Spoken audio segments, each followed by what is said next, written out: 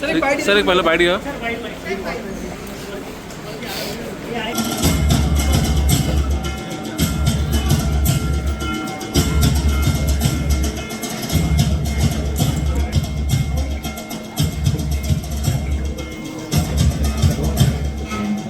Hello,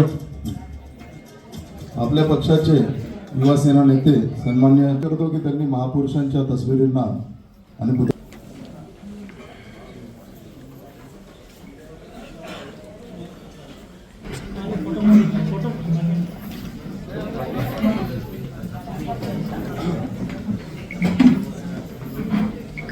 doctor Shrikant Shinde साहेब यांचं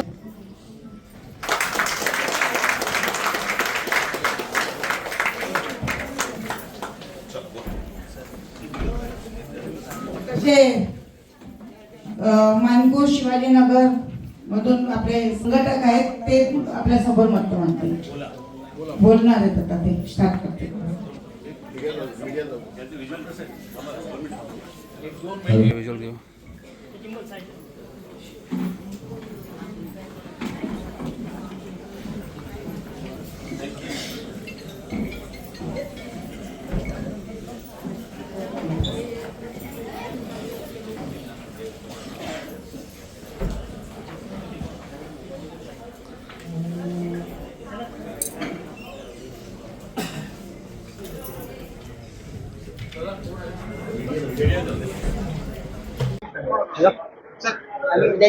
महिला दिनाचं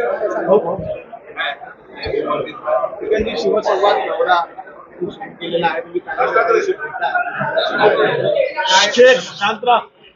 आता विधानसभेला जे लोकांनी मॅन्डेट दिलं, पूर्ण बहुमताचं सरकार पुन्हा निवडून दिलं लोकांनी।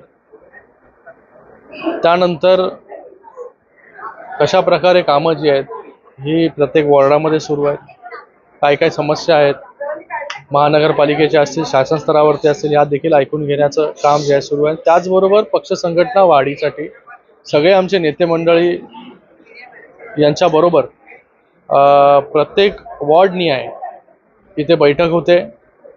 प्रत्येक वॉर्डमध्ये काय परिस्थिती आहे, पक्ष संघटना कशी आहे आणि कॉर्पोरेशनच्या दृष्टिकोनातून कुठला वॉर्ड जो आहे कशा प्रकारे कोण काम करतं, या सगळ्या गोष्टींचा अवलोकन जे आहे ते या बैठकीमध्ये आम्ही करतो।